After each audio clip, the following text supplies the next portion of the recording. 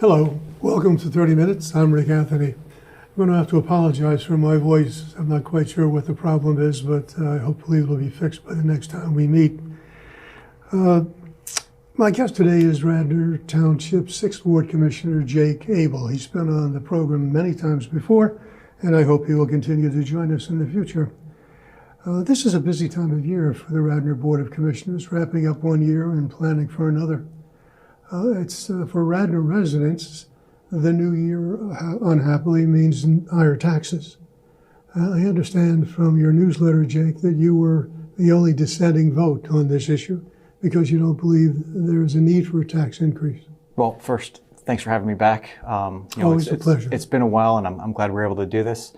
So the 5 years I've been on the board, I've been really frustrated because it seems like the first option is always increased taxes. As people saw during the last 6 weeks as we've gone through the budget process, we were going to have a shortfall. It was going to be around it's right around the $500,000 mark.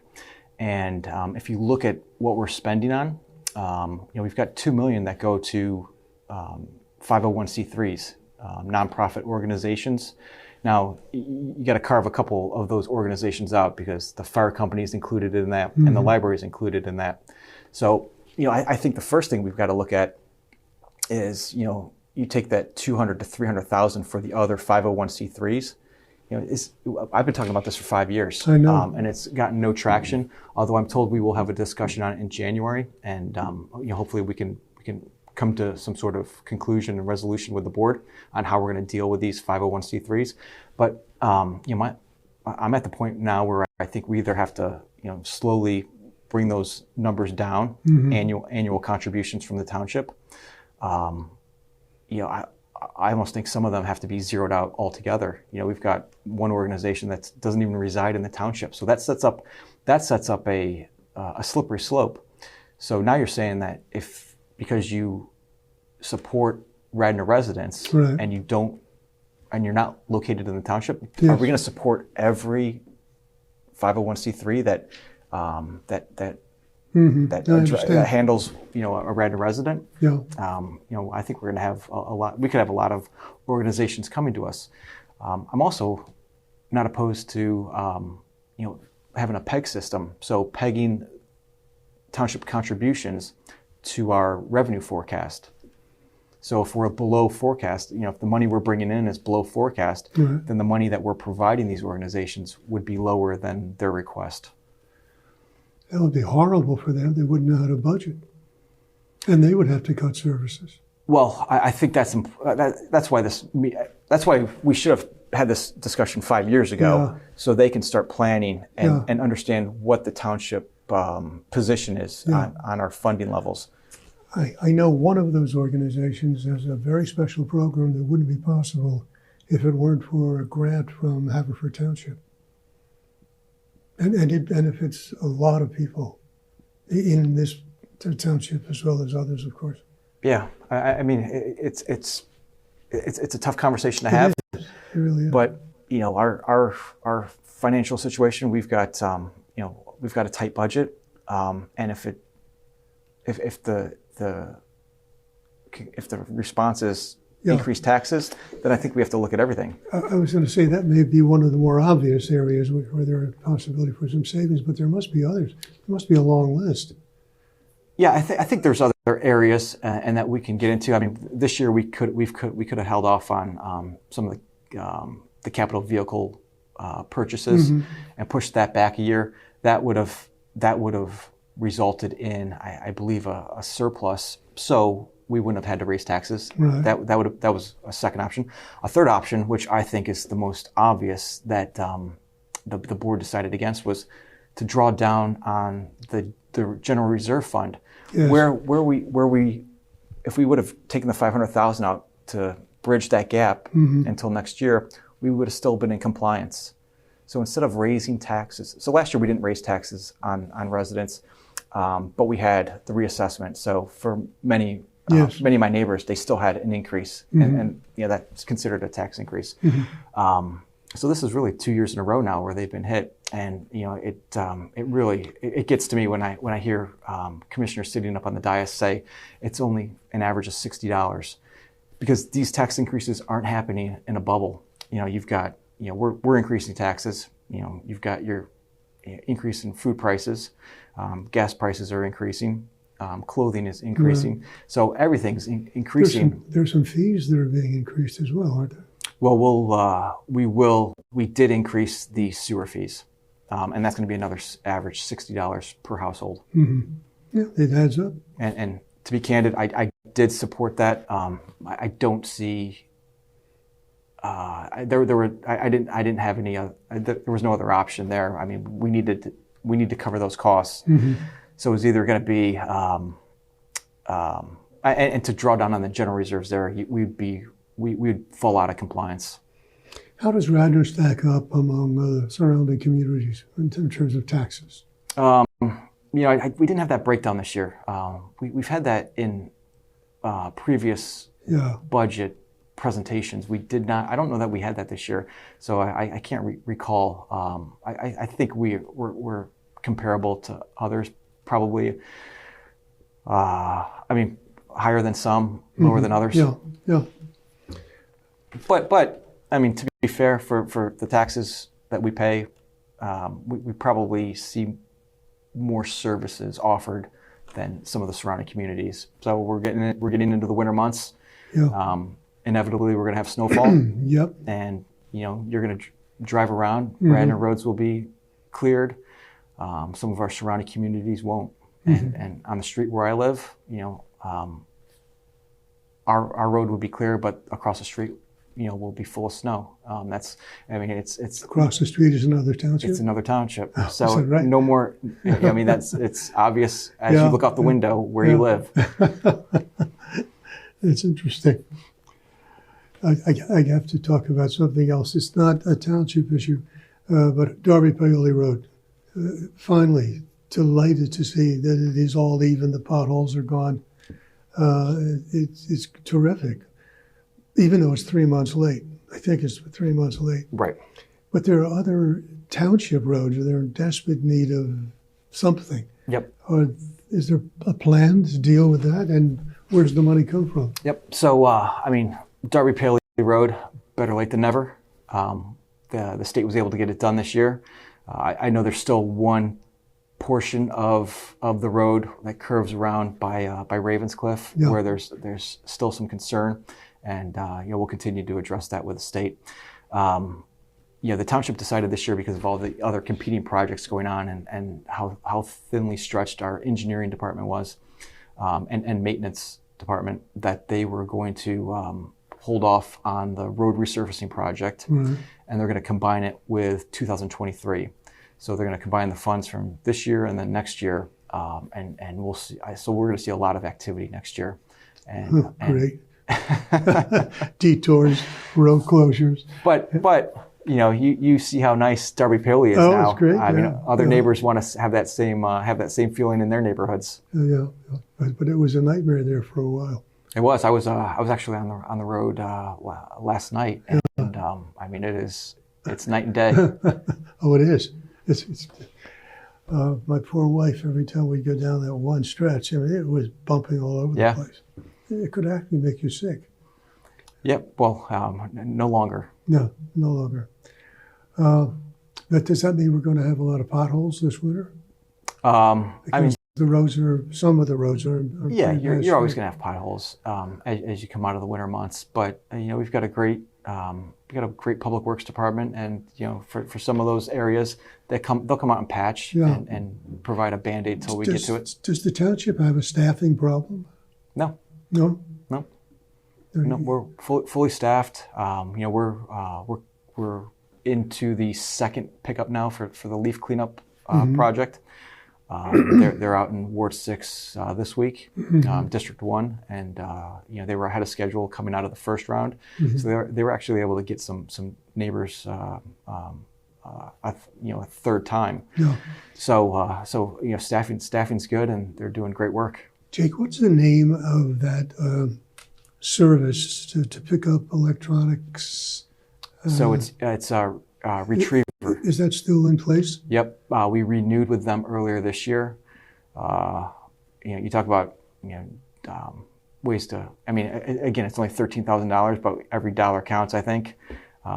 We did an e-recycling cleanup day where we paid $13,000, where you or any other resident in the township can call a retriever and set up a pickup. They'll come to your house and they'll pick up your electronic equipment any day of the week. I'll have to get the number.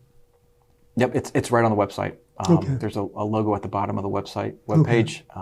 Just click on that and it'll bring up all the information. Okay. Another thorny issue is redistricting. I know there's been some, not heated, but some vigorous discussion at the board.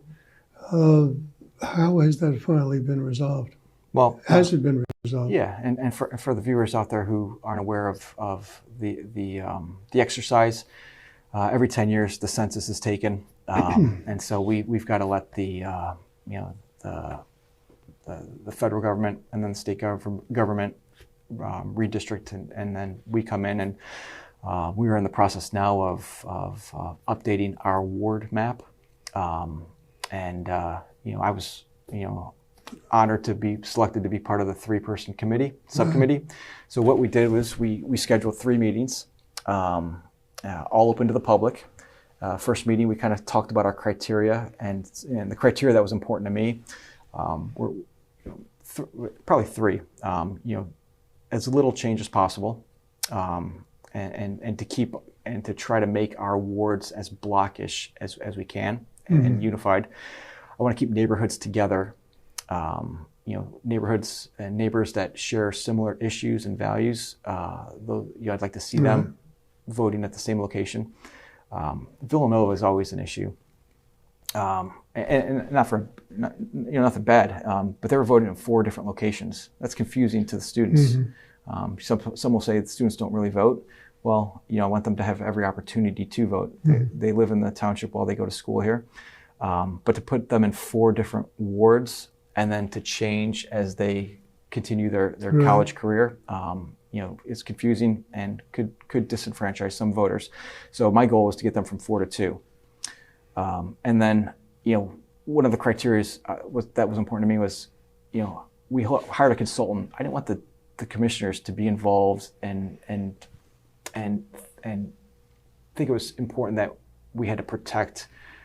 Like you had to protect my house. If I was redistricted out because that was the way the map looked best or was best for the township, so be it. But that's why we hired a consultant. But the underlying criteria for change, I think, are population shifts, right? Well, it's just total population. So you have to look at that total population, and then based on the laws, you have to get each ward within a certain number, plus or minus. I think it's 5% maybe. And so yes, so you're going to shift it around based on where people are residing now. Yeah, but is there that much change within a ward? I mean, there's no place to develop in this township, so there's not very much new construction. No, but I'll steal a line from one of the members of the public who were in. We're trying to make up for previous sins. So I think there was some deal making done in previous redistricting. So if you look at the current map, we've got cutouts that just you'd have to question why they were done. So I mean that's why we want to get back to the blockish wards.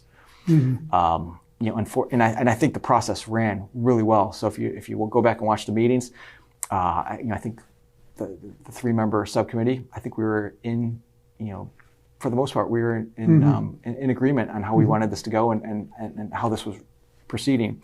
It got hung up at the 3rd meeting when it was announced that the map that I preferred, and that the public and the League of Women Voters, the University Villanova went on record as their preference was option C, but that would have redistricted one of our current commissioners out of her ward, and that seemed to. And cut the number of commissioners?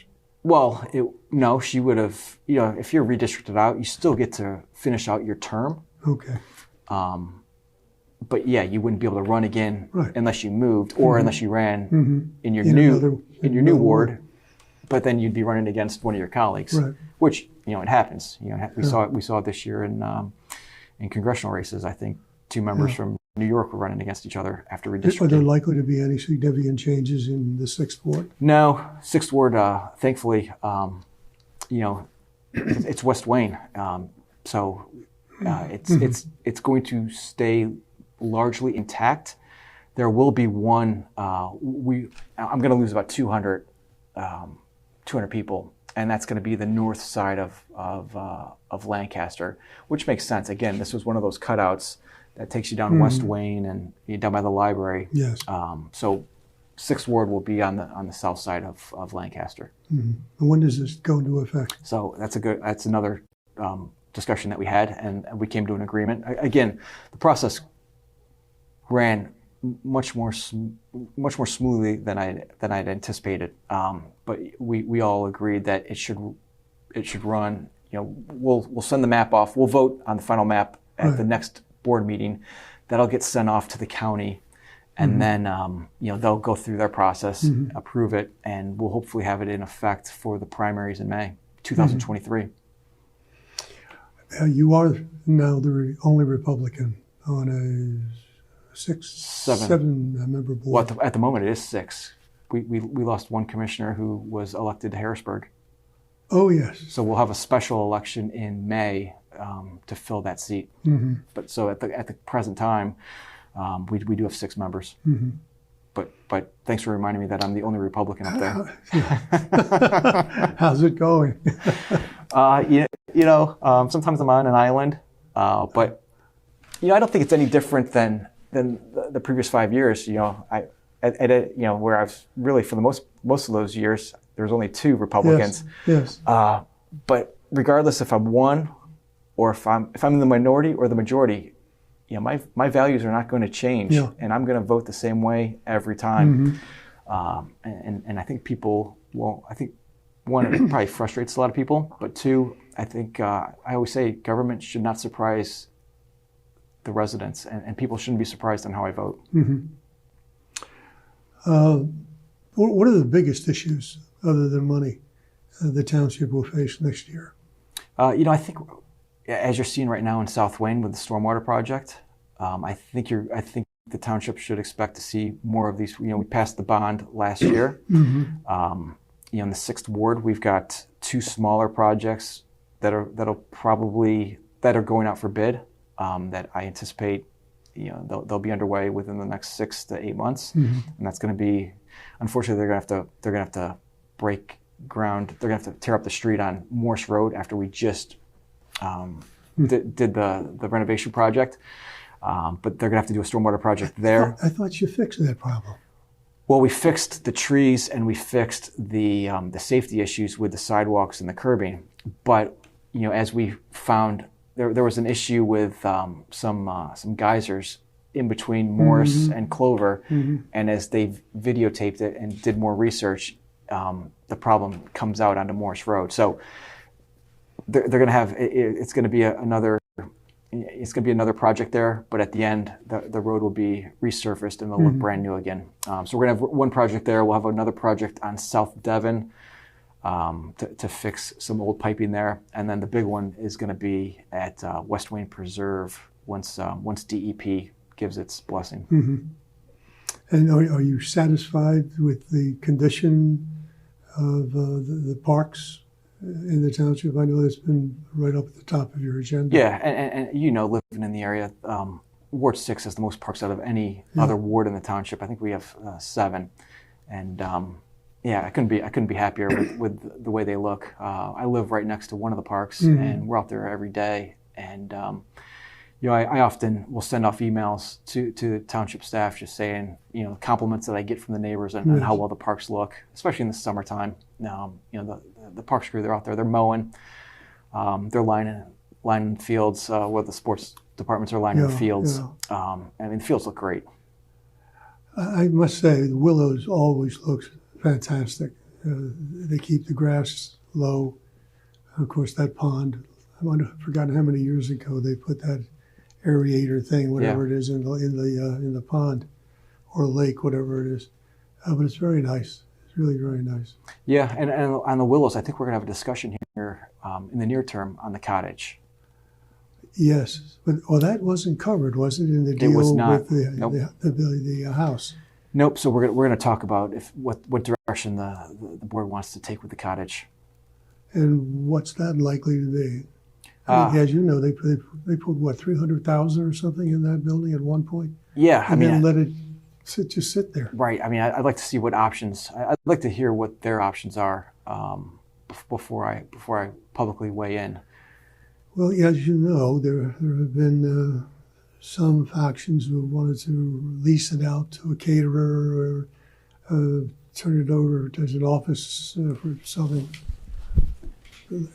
Let's see if they kick that can the way they did the. Well, I'm gonna have a hard time. mansion. I'm gonna have a hard time with either of those. You know, one of the first things I did when I started 5 years ago was I passed a resolution where we do not privatize our parks. Mm-hmm. Which means, you know, I don't want cell towers in our parks, and you know, I don't want companies. You know, I don't want any companies coming in into that area. Mm-hmm. Our park should be open space. Well, it's used now as for utility, right? They store things there. The last time I was in there was storage. Yeah. Or I think a couple of our kids did a summer camp there, and they were housed there during one of the rainstorms. Oh. It really is neat when you see all those little pup tents all over the grassy area. Like Boy Scouts, I guess. Those Boy Scouts, they also have there's like a nature camp there, so my boys go out there and fish. Good. Yeah. Yep. How is the Willows coming? Well, yeah, it's another one of those frustrating projects. You know, I was pessimistic from the beginning. Then COVID hit, and you know, I wish them all the success, but what's happening there now is not, in my opinion, is not what the board was promised. You know, 5-6 years ago when the 1.8 million in taxpayer dollars was given. So was that spent? Have they drawn down? We've drawn down probably half, you know, more than half of that. Mm-hmm. And my fear is that we're going to spend 1.8 million, and we're not. And at the end of the day, we're not going to have that renovated house that we were promised. And I understand the Willows Park Preserve, the board has switched, but you know, I wonder, you know, had the board that approved that 6 years ago, would they have approved 1.8 million if they knew the current plan? Well, which was just to be able to hold events there, not to have that the vision of the house that was presented. And yet that was inevitable because the original plan couldn't work. They just didn't have legs. It just didn't have it. Yeah, I mean, when you're asking, when your plan involves, you know, raising $5 million, it'll be much more than that. And then COVID comes. Yeah, it's going to be there's a lot of challenges. Again, I wish them all the best. I've been a little disappointed in some of the presentations on fundraising. Yeah, well, I've been on record. I was against it from the beginning. The plan that was approved. I guess I have to wish them good fortune because I'm so close to it. Yeah. And but I don't like the idea of seeing it commercialized to the extent that they have to invite anybody in who's willing to pay. Right. And that's anyway. But that was inevitable. It's the only way they're going to stay afloat. Yeah, I think I may have raised some of those concerns once or twice during the conversations. Yes. Oh well, we'll see what happens. Any other developments on micro cells? I know our community hasn't done anything yet, as far as I know. No, I mean, so some of the same plans are still out there. You know, I know some of the neighborhoods have met with individual carriers now to hear what their plans would be. Oh, they have. Yeah. So they met with Verizon and Well, AT&T. I know for AT&T, I Really? think was the carrier that came in and talked with your association. Oh, with our association. Yeah. I didn't know that. Yeah. Okay. So there's no movement in either direction. I think the next step, though, is if any neighborhood or any association wants to pursue and move this forward, I think the first step is to come in before the Citizens Communication Council and have a discussion with it's a subcommittee of the board made up of volunteer residents, and just kind of brief the plan and answer questions, and then I think that gets it on record, and I think that's how we get this moving. Yeah. Okay, so there was a subcommittee for microcells? Well, it's not for microcells. I mean, it's citizens. It's the Communications Council. Yeah. So they handled the agreement between Yes. Studio 21 and Yeah. the franchise agreements. What do you think on Wawa, by the way? Any new developments on Wawa? No new developments. So that's still in the courts. Same with the Kratom issue. That issue is still before the courts. That could go on for a very long time. It could. In the meantime, the one station is just deteriorating. I mean, they're not doing anything. Well, yeah, I think that corner in general just needs some sort of beautification project. Is it going to be Wawa? I don't know. Yeah. But you're right. It needs some care. You've lived here now, you and your family, for 10, 12 years. Has Radnor, what were your first impressions, and how has Radnor changed in 12 years? Yeah, it's a great question. And I've told this story before, but we moved up from Washington, D.C. In 2011. My wife grew up in the Philadelphia area and accepted a job back here, and we had 2 children at the time. And so for quality of life, we decided to make that move. We came up a couple times, and we drove down Route 30. She had family in the area, and we were trying to find what felt right to us. And when we came to Radnor, it was a no-brainer for us. One, she liked it because of the proximity to the city and her family, and 2, I liked it and fell in love with it because of I'm from the Midwest, and it had a lot of those small town feelings that I had growing up.